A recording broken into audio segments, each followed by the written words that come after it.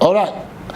Welcome, Pastor, to this effective pastoring series. And it's been quite beautiful talking about different things about pastoring. Let's talk today about the real substance of pastoring. What are you there for? What's your main assignment as a pastor? If you're not careful, you think that as a pastor, you're just to create attendance, get buildings, get some cash running, and then you're running. You know, I call that ABC of this thing.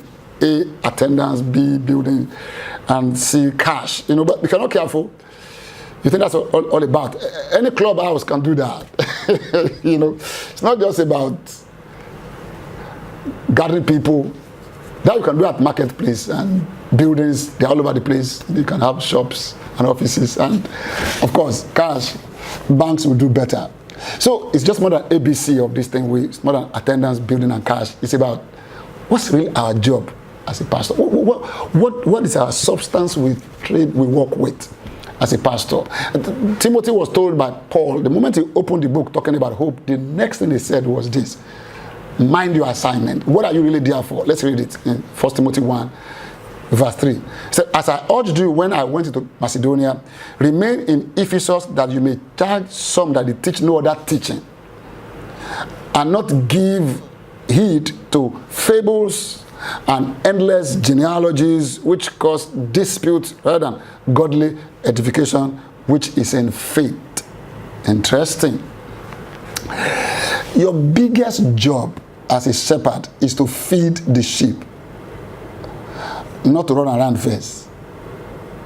Your biggest job is to feed the sheep. If you don't feed the sheep, there's no use them gathering.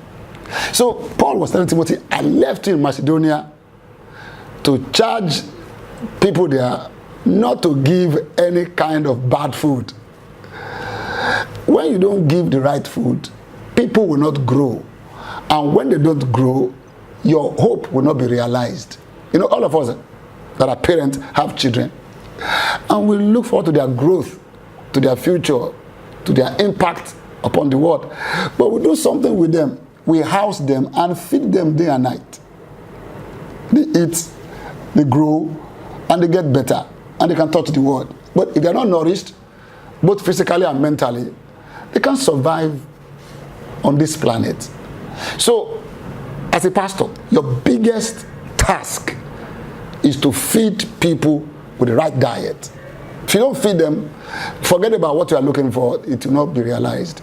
No matter how great the hope parent has for a child, if the baby is not well fed and nourished, they can't last.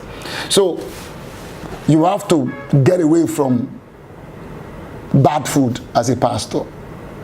And he's talking about what's the bad food. He said fables and endless genealogies. You know, that time, those people, they were involved in telling stories in church from different philosophers and from actors that play on the stages in Greek amphitheaters. So they were more of movies kind of people, you know. You don't come to church to tell stories like movies. It's not about movies. We've got truth established in the Bible. You're not a storyteller. You're not a genealogy person. That means you're not generational. You're not there to come and just look at the current affairs. Your first job is to feed God's people and build them up in faith. If you don't do this, you are actually circumventing your tomorrow. You will never please God if you don't feed people with His word.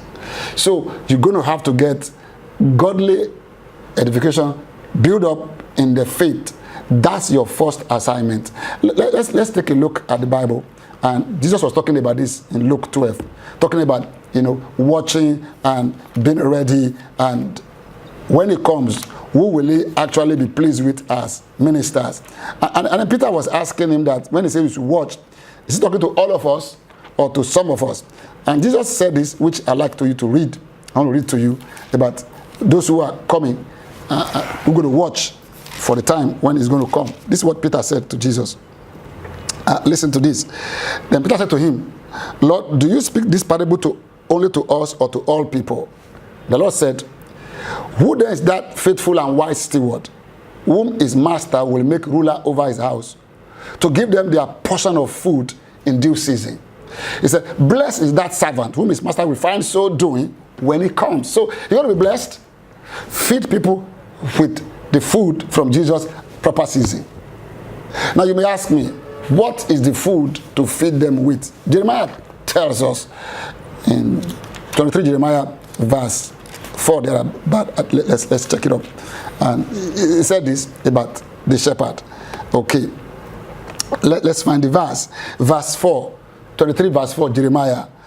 I'll set up shepherd over them who will feed them, and they shall fear no more, nor be dismayed, nor shall they be lacking, says the Lord.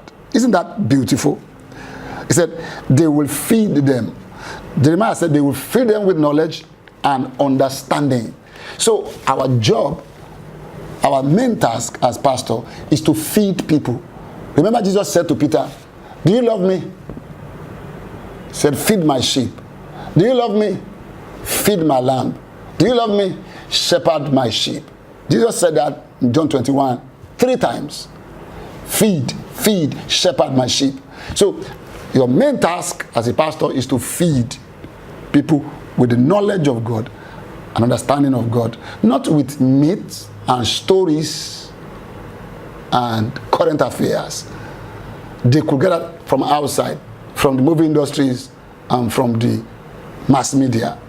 But they need to hear the counsel, the knowledge, and the understanding of the Word of God. And as a pastor, your job, number one, is to get people well fed and build them up in the faith. When you do this, you are laying the foundation of pleasing God, and your church cannot be called the church of God. Remember, the first time Christ mentioned the church, he said, I will build my church. And what will build his people is his word. Thank you.